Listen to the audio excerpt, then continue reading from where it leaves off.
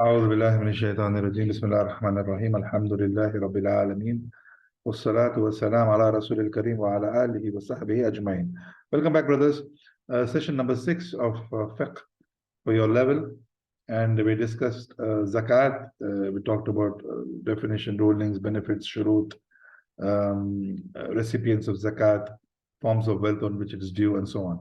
We're currently discussing Siyam and specifically fasting in the month of Ramadan. We talked about, again, definition, ruling.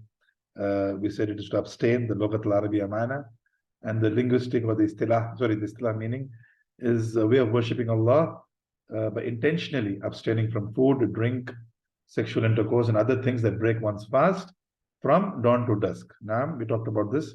We also looked at this ayat in Surah Baqarah. Of course, after looking at the ayat, the other ayat,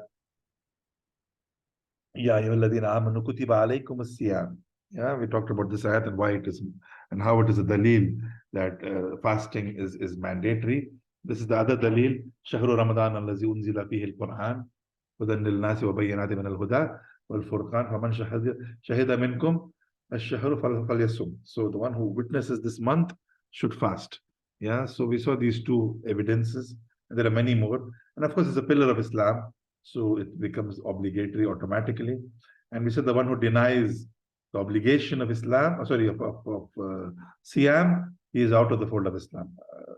Siyam in Ramadan, I mean, specifically, he is out of the fold of Islam. And if someone who knows the obligation but doesn't fast, he finds ways to eat and drink during the day, now, and he breaks his fast without any Sharia reason, he is guilty of a major sin. Now, before we continue, you will have a first test next week, inshallah. So it will be an online quiz, like I usually do with, since COVID, we're doing online quizzes. So it will be online. I'll give you the link in the class. The test itself will not be in class. You can do it offline. I will give you maybe 1 or 2 days to finish the test. It's up to you. So whenever you're ready, you access the link, access the quiz, and you do the test. Yeah. So it's an online one, but I will give you the link, inshallah, next week. And the portions are, the syllabus is until zakat, the whole of zakat, yeah, will be there for the test. Okay. So anybody who's not here, just let them know, in case you know someone who's missing today in class, and you know him. So you just let them know that there will be a test on zakat next week, inshallah. Inshallah, it'll be easy, not to worry, inshallah. Basically, just to gauge your understanding of the topic, it's not about the marks, those are secondary. It's just to understand, make sure that you understood the granularities and the various points therein. Merits, we talked about this as well, this hadith, that the reward for fasting. Sorry, Ustad, I just missed it. I lost my internet. What will be the topics for the test, Ustad? Zakat. Okay, Jazakallah khair.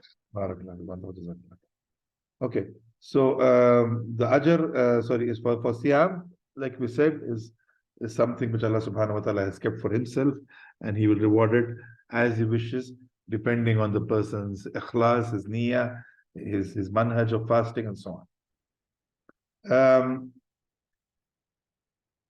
And this hadith from Abu Hurairah radiallahu anhu, the Prophet of Allah sallallahu alaihi wasallam said, whoever fasts Ramadan out of sincere faith and hoping for its reward from Allah will have all of his previous sins forgiven. Rawahu Bukhari wa Muslim. And these sins, brothers, are minor sins, not major, minor sins. Because again, like we keep repeating, major sins require specific tawbah, specific explicit tawbah. But minor sins, you have various ways to inshallah wipe them off, and one of them is fasting Ramadan out of sincere faith. So the ikhlas should be clear and it's very important.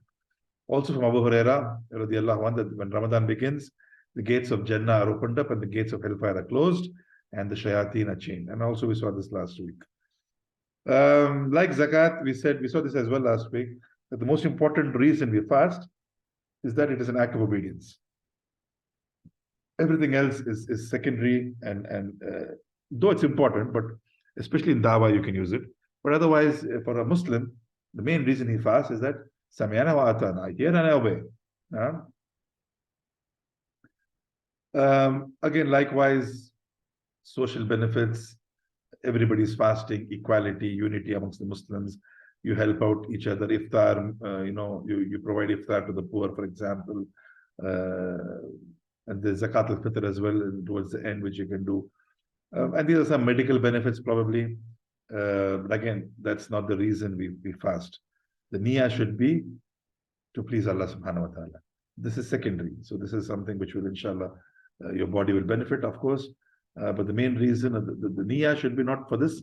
The niyyah should be because it's a pillar, because it's obligatory, and because we want the ajr, we fast seeking the face of Allah subhanahu wa ta'ala. Okay, so how do we determine the onset of Ramadan? How do we start fasting? All of you know this. We look for the hilal. We call it the hilal, the crescent, or the new moon. It's a very, very, what shall we say, very faint line or curve in the sky, and it's visible very, very briefly, and it disappears. So you need to actually keep looking for it. And that's why you have these moon sighting committees and everything in most Muslim countries. The governments appoint moon sighting committees to go out and look for the hilal. Yeah, so you need to actually look for it because it appears very momentarily and then it disappears. And this is usually done once you finish the previous month, which is Sha'ban. Right? And for the sighting of the new moon of Ramadan, so once you sight it, Ramadan starts. So that evening is that night is the night of the first of Ramadan. Again, remember in Islam, the night comes before the day. The night comes before the day.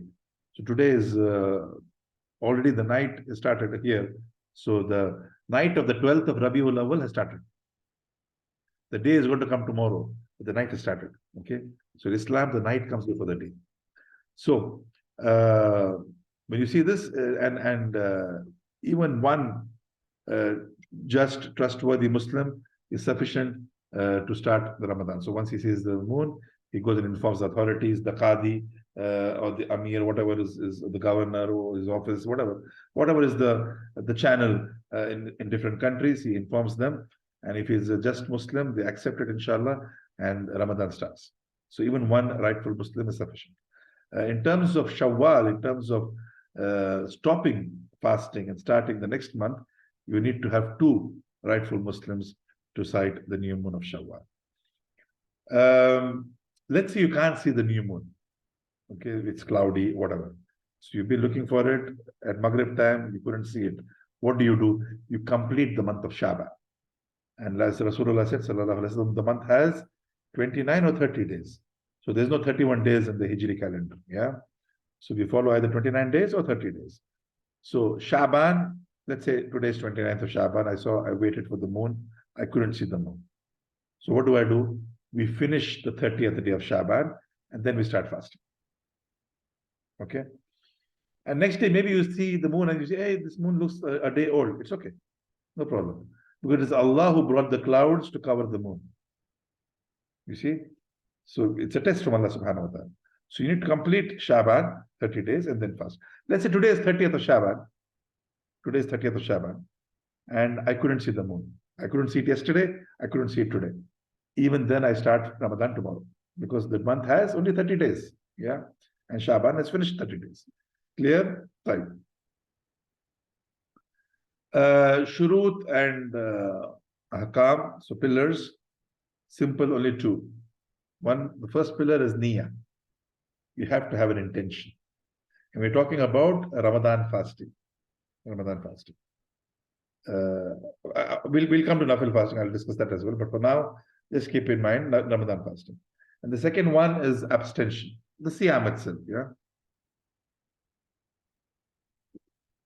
So both these pillars come together in this act of worship. And the correct opinion, inshallah, for Ramadan is that if you have the niyyah once for during the night before the first of Ramadan, that is the night of the first of Ramadan, that is sufficient. Before Fajr, if you make the niyyah, it is sufficient for the whole month.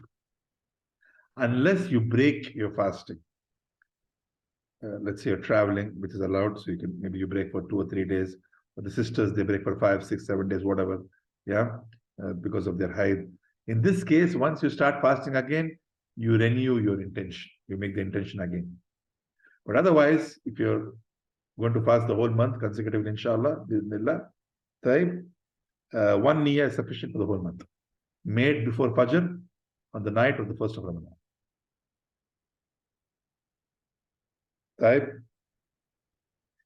For Nafil fasting, this is for Ramadan fasting. The fard. For Nafil, Yom Tulata, Yom Khamis, what else? Muharram, Ashura, these kind of, middle of the month, Ayam al-Baid, the white days. Yeah. So these days, if you want to do the niyyah before, it's fine. It's okay. You do it. But if it's not done, is that can you still fast? Rasulullah usually in his practice in Medina, once the Salatul Fajr was finished, he would turn around, he would sit, he would discuss with the Sahaba, he would ask if they had dreamt anything the previous night, he would interpret the dreams, they would discuss life in Jahiliyyah and how things have changed. So he would give them some ta'aleem and so on. So they would sit and they would discuss in the masjid itself.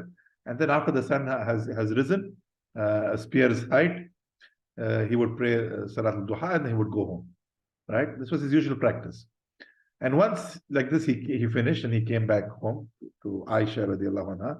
This hadith is narrated by Umm al-Mumineen.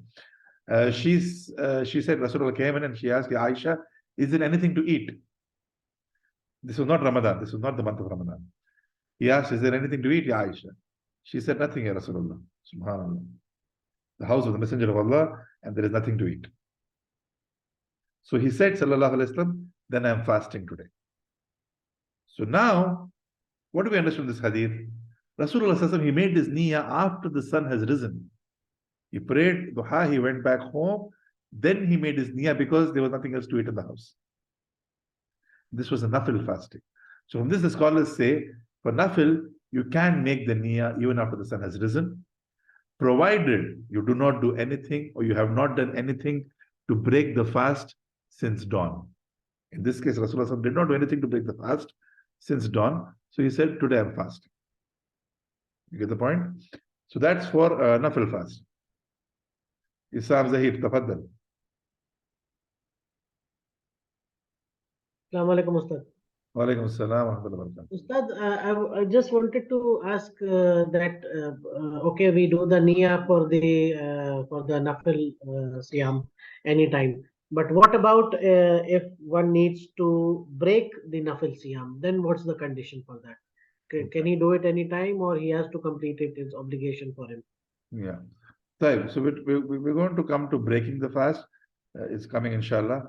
How the fast is broken or the nawaqid of siyam. But just to answer your question, how did you start fasting? How did you start fasting? Nafil. With what? With the Isam Zahir. Yes, Ustad. How did you start fasting? I do the niyyah. And, yes, with the niyyah. So likewise, you can also break fasting with niyyah. And it doesn't have to be the full day. Let's say, for example, I'm fasting nafil. Okay, today I'm fasting nafil, for example.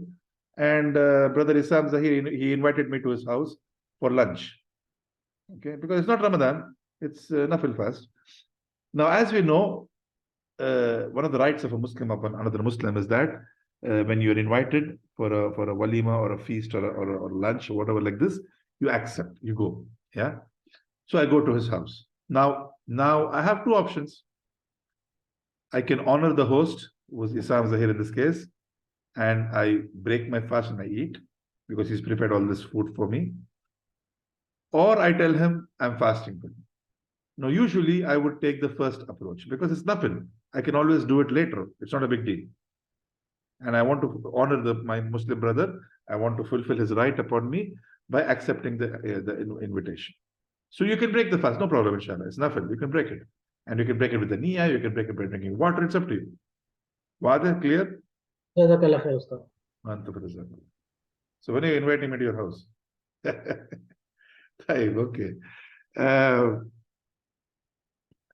So that was the pillars. Shurut, conditions of fasting. First of all, like we saw in Salah before, even for Zakat, the person should be a Muslim. Islam is the first condition. There is no fasting required.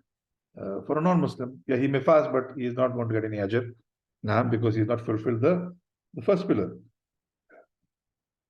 The second condition is puberty. So, children above the age of puberty, when they reach adulthood, for them it becomes obligatory to fast. If they're below the age of puberty, it is not obligatory, but it is highly, highly recommended and highly mustahab that you make them fast to teach them, to train them, like Salah. Rasulullah said, Sallallahu teach your children to pray at the age of 6 and hit them if they do not pray at the age of 9 or 10? 9 or 10? 10, Ustad. 10. So, and usually even at 10, the age of 10, the person is still not an adult really. But the same qiyas is done by the scholars for Siyam as well. And they say you need to start training your children to fast from 6. And the Sahaba and Sahabiyat, this hadith Sahabiya, radiallahu anha, that they would make their children fast, young children, small children. And if they became hungry before iftar time, they would give them some rag dolls to play with, some cotton dolls to play with, to keep them busy till iftar time. So they would not make them break their fast. What do you and I do? Oh, the child is small, is still young. It's okay, let him break his fast. Half a fast or whatever.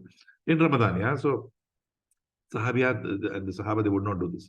They would make them busy until it is iftar, so they can have the futur with everyone else. But again, the point is that it is puberty. That's the condition. And there are signs for puberty, which Islam specifies, yeah, for the boy and for the girl.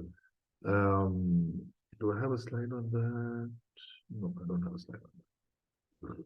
Okay, that's on my detailed. I usually do detailed sessions in Ramadan in great detail in Siyam, so I have those slides there. Anyway, alhamdulillah. So,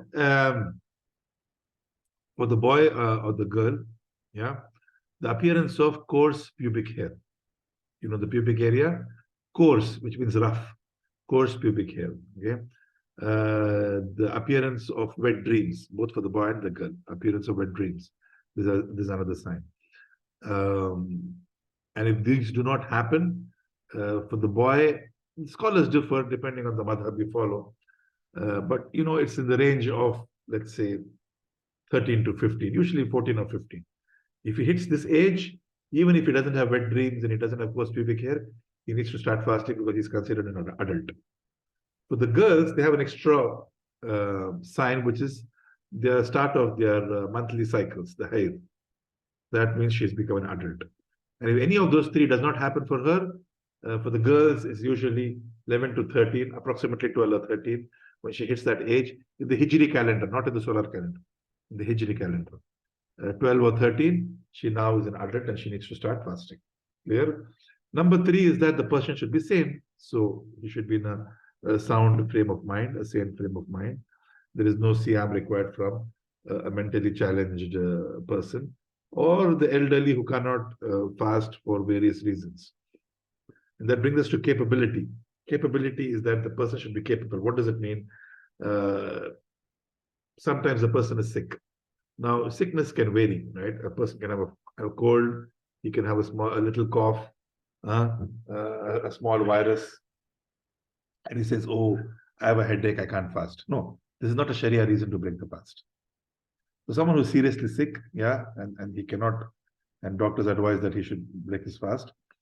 Likewise, someone who is elderly, and we'll see what they do if they cannot fast. We'll come to that later on, inshallah. Just ignore the feeds there, yeah. Someone is sick with something like laqadarallah, cancer, for example, and they cannot even make it up later on. Because someone is sick, what do? You have to make up after Ramadan. If somebody is sick in Ramadan and he cannot fast, he breaks his fast, he has to make up those days. But if someone he cannot even do that because the sickness is terminal or it's ongoing, he feeds. And we'll see that later on, inshallah. We'll talk about the details of that. Number 5 is for the sisters. They should be pure and tahira. So if they should not be having their monthly cycles, or they should not be in their haid or the post-birth bleeding. So all of these makes them impure and they cannot fast in this case, but they make up later on. Finally, the person should be a resident. Fasting is not required from a traveler. Like we said, if you're on a journey or you're traveling, you're allowed to break your fast based on the ayat in Surah Baqarah. So it's only for the people who are resident in a particular qiyam, so who are qaim in a place, they will inshallah fast. Okay, nullifiers, nawaqid of as-siyam. What breaks your fasting? Again, a common question we get, especially before Ramadan, Ustad, does this break my fast? Does this break my fast? So there are certain nawaqid or nullifiers of siyam. If you fall into any one of them, you've broken your fast. Number 1, eating, drinking, or smoking. Eating, drinking, or smoking. So ingesting anything into your stomach or even smoking will break your fast. And smoking, by the way, is haram. It's haram either in Ramadan or outside Ramadan. Okay, there is no difference of opinion. Some people say it's makruh, but maybe they themselves smoke. That's why they say it's makruh. But the ruling is very wada. It's clear. There's not the scope for that. But if you're interested, we can discuss this offline. Smoking is haram. Right? So smoking during the day or eating and drinking will break your fast. And sometimes we see these brothers, may Allah guide us all, especially in summer, because in summer the fasting period is very long. Maybe you're fasting, I don't know, 14 hours, 16 hours, 18 hours probably in some countries. So they do not smoke the whole 18 hours. 18 hours. But then immediately after iftar, they light up. They start smoking. SubhanAllah. So when you can abstain from 18 hours, can't you use this opportunity to kick the habit? Not because it can cause cancer or lung diseases. The person may die in an accident. He may not even die out of cancer or lung diseases or heart diseases. But because it is haram. That is why we want to stop smoking. Not because our health may become bad. No. See, the issue with us is we have our ideology all upside down. We are more worried about our health and suffering from heart diseases, lung diseases, going to hospitals, rather than fearing Allah. So there should be the fear of Allah to make, when Allah has made something haram, khalas. You don't need the pictures on the cigarette pack to make you stop smoking. Yeah? Okay. Number 2, anything that is the same as eating or drinking. So if somebody is taking, these glucose drips they have, the drips they give, IV drips or whatever, during the day in Ramadan, this will break his fast. This will break his fast. So anything which nourishes your body, similar to eating and drinking, given through any other means, like medicinal means, this will also break your fast. Intentionally vomiting. Intentionally, not unintentionally, but intentionally throwing up, puking up, will break your fast.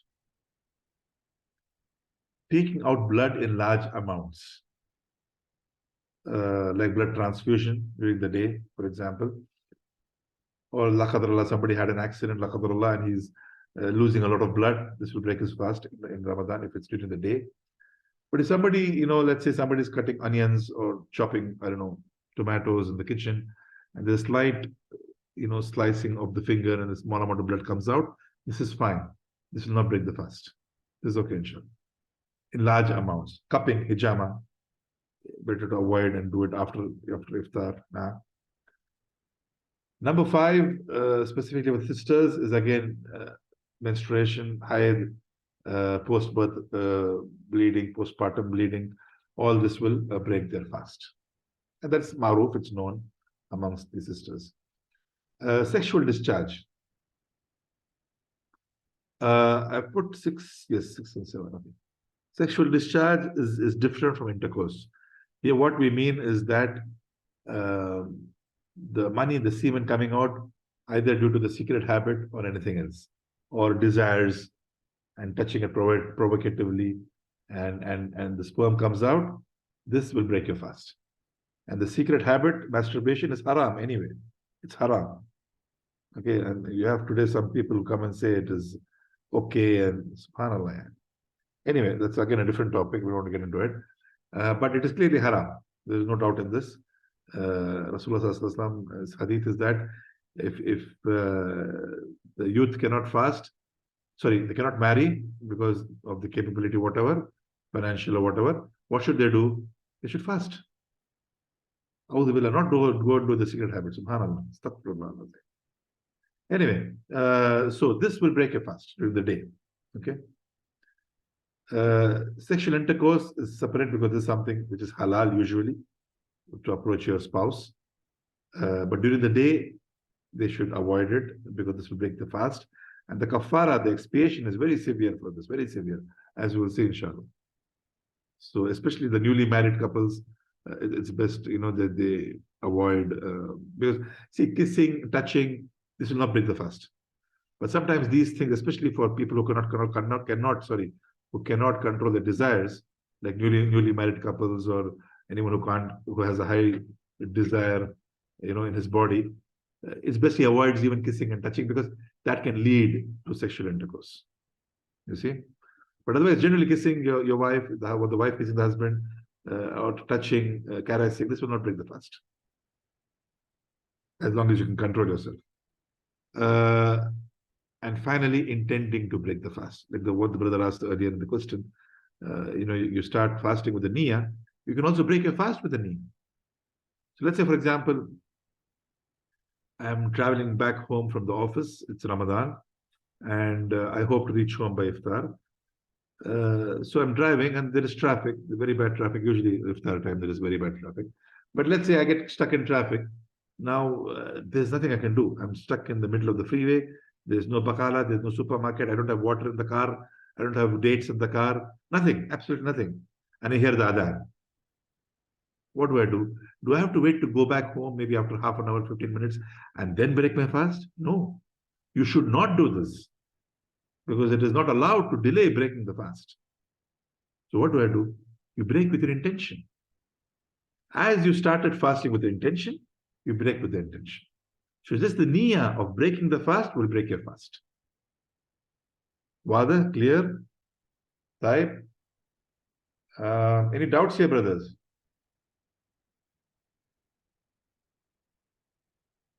Any doubts?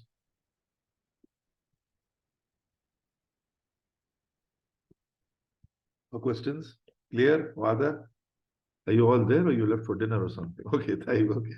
Alhamdulillah. Ustad, I need to share something regarding the point number 1. About, it's about the smoking part that you said that it's haram. So it was a very good point that you told us that you have to avoid it by knowing that it is haram and not. I mean, the health issue is the secondary issue. So I just wanted to tell you a small incident that I previously I used to I was a smoker. So one day I was listening to something, and it just something clicked in my mind that I was listening about the suicides. So it clicked into my mind that if I'm smoking and if something happens as a adverse effect of it, it might be as I'm committing a suicide. So that was the thing that triggered and motivated me to stop it. The haram part of it that actually motivated me. Otherwise, every smoker many times in his life he wants to give it up. But this thing was that triggered for me. Yes, of course, this is one of the ways of killing yourself. Even though if you may not die through that actually, but Jazakallah khair. And if someone is really sincere, I think, inshallah, he can do it. He can give up the habit. He needs to take certain measures like avoid the company of smokers, try to busy himself with something else. Yeah, and when you do something for the sake of Allah, that's why I said the intention is important. You want to give it up because it is haram. Make dua to Allah, ask Allah to make it easy for you to kick the habit, and Allah subhanahu wa ta'ala, you will see He will work miracles. Wallahi, it'll go away like that. Alhamdulillah, alhamdulillah, ala kulli hal. Jazakallah khair. طيب, any other Umair Zafar, تفضل. وعليكم السلام ورحمة الله وبركاته. Ustad, there is any dua for intention, is very common in Yeah, I should have mentioned this. Jazakallah khair. in the masjid. Yeah. People, Hang on, I think we have this. Daqiqa was the repeated expiation.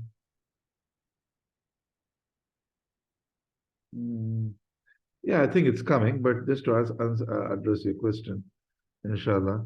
To start fasting, there is no dua.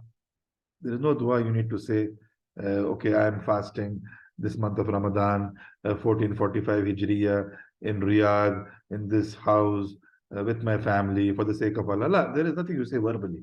Any intention is always in the heart, including intention for Salah, as we learned in level 1. The place for niyyah is always the qalb, the heart. So there is no dua to say to start fasting. So what about breaking the fast? Is there a dua for breaking the fast? The sunnah? Yes, Ustad. Okay, Rabi Istafadal. What is the dua? زحب الزمان وابتلت العروق وثبت الأجر إن شاء الله. No, Jazakallah khair. So this is the proven dua, because many places in the subcontinent, they teach you another dua. I forgot. I used to recite it when I was young, but alhamdulillah, I forgot it, alhamdulillah. But that is not a proven authentic dua. The sunnah dua, which the brother just recited, ذهب الظمأ. So the thirst is gone. It is in the past. It's madi. If you look at the dua and even the English translation, thirst has gone and the blood is flowing again. And the ajr is certain, inshallah. So it is in the madi, which means what? The dua is recited after breaking the fast, immediately after breaking the fast, not before. Before breaking the fast, you say Bismillah and start eating. Or you can make any other dua as you're waiting to make iftar, or to break your fast. As you wait 10 minutes, 15 minutes, you're gathered with the family, you're waiting for the adhan. At this time, you can make dua. This is one of the times of acceptance of dua. Any dua which you like, in your own language, whatever, Arabic, whatever. But this dua, the Habadama, is said immediately after breaking the fast. I think we'll discuss this. It's coming, inshallah, as well. Wallahu alam. Any other questions? No? Okay, yes, brother Sheikh Abdullah. Ustad, the importance of eating at sahar time, is it mandatory for... It's coming. Inshallah. I was wondering if you had questions on these points, on the nawakid, the nullifiers of Islam, but all your questions will be answered. The importance of suhoor, the barakah, and everything. We're going to discuss that, inshallah. Maybe next week, inshallah. Any questions? Ustad, also the wet dreams nullifies fasting.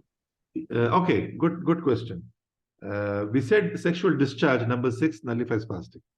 Let's say, for example, I go to sleep during the day.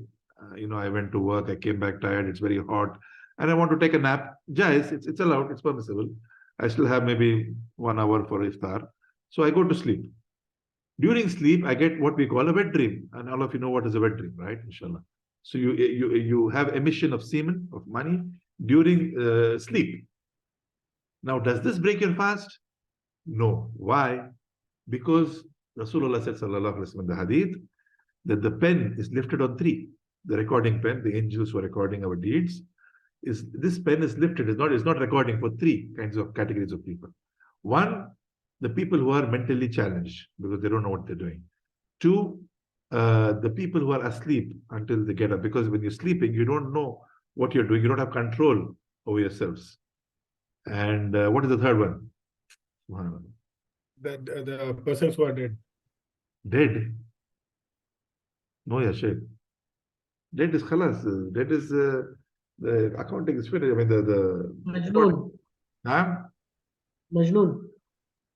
That's the first one. I said I talked about mentally challenged. I talked about the young ones. Sorry, the young ones before puberty, before reaching the age of puberty. There's no recording for them. Right? These are the three types of people.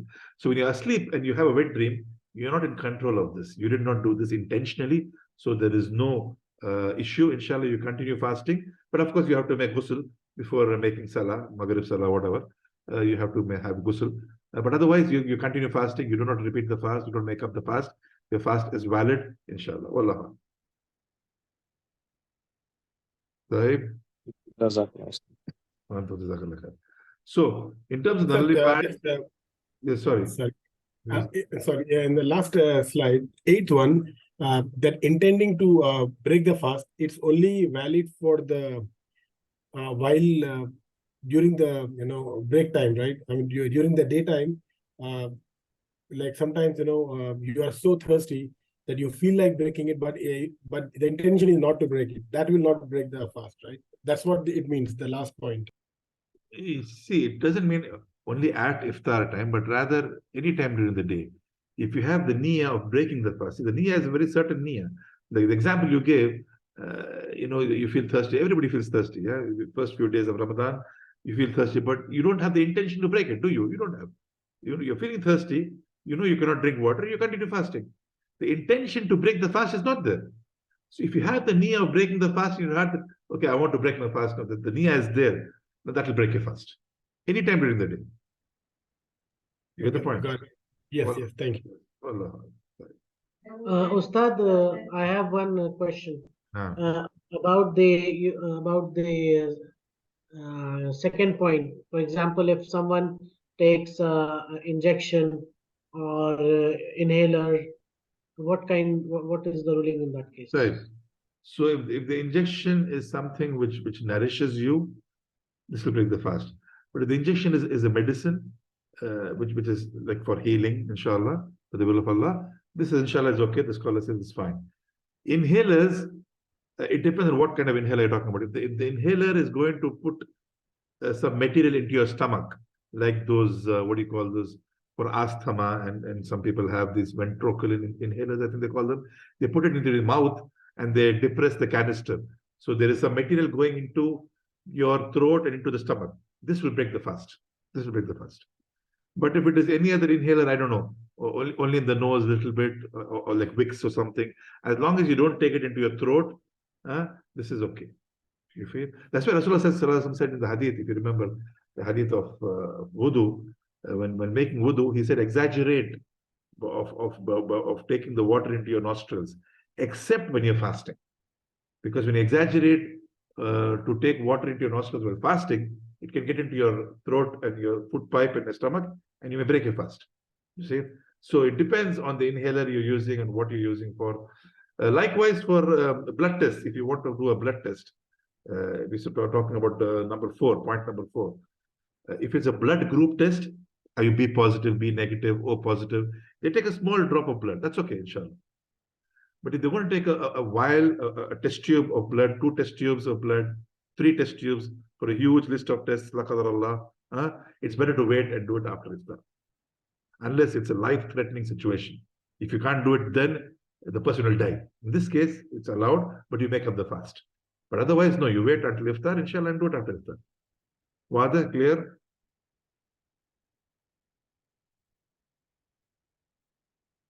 Fine. We're kind of out of time, so I think let me just finish quickly. The next slide is part of nullifiers. An important point to note is that the fast is still valid if a person was ignorant of the ruling. So the previous 8 points, if a person did not know, genuinely, yeah.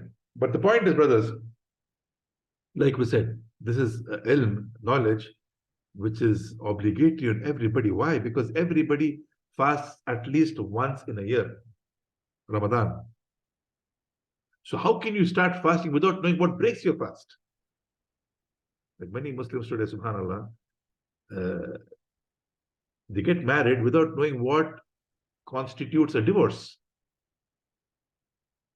What do I say and it becomes a divorce? They don't know. They have absolutely no idea.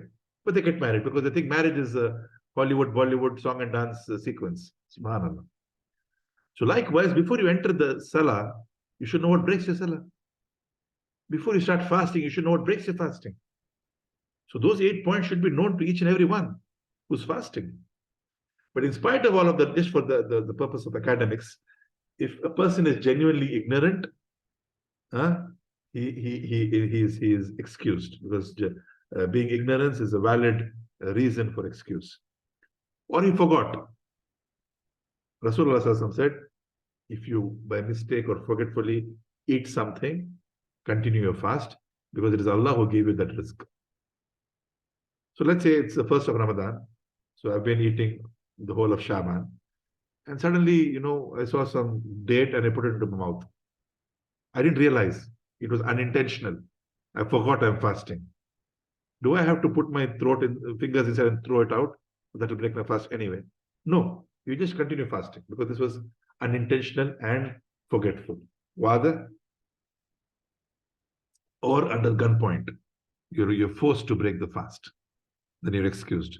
Like what's happening in parts of China with the Uyghur Muslims and so on.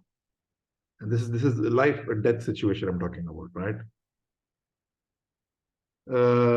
Of course, for the menstruation, this is different because they know that this will break their fast. It is something maruf. Every sister, no sister will come and tell you, I didn't know this breaks my fast. Yeah, this is something known that they do not pray, they don't fast when they are in their cycles. Okay, we'll stop here. The expiation we'll do inshallah next week. Barakallah fiqh. And we'll see you inshallah. And again, remember next week we have a small test as well. I'll give you the link on the class and you can start the test. You want to do. Ustad, I have one question before you leave. Ustad, does mazi break the wudu?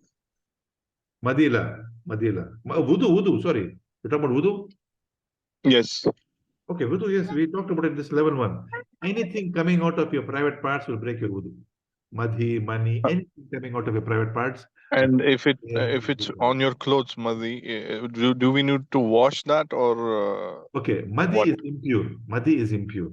Mani, the sperm is pure. Okay, so if it is mani, it's okay because we have the hadith of Aisha radiallahu anha that once Rasulullah had some mani, the sperm dried out on his top or on his izar. Yeah. Just splash it out and he prayed at the same thing. Okay, so that is pure. But madhi is impure, so it has to be inshallah cleaned up or washed out, or maybe change your garment or wear a new garment. Okay, Ustad. Okay. طيب inshallah we'll see you inshallah next week. Subhanakallahumma wa bihamdik.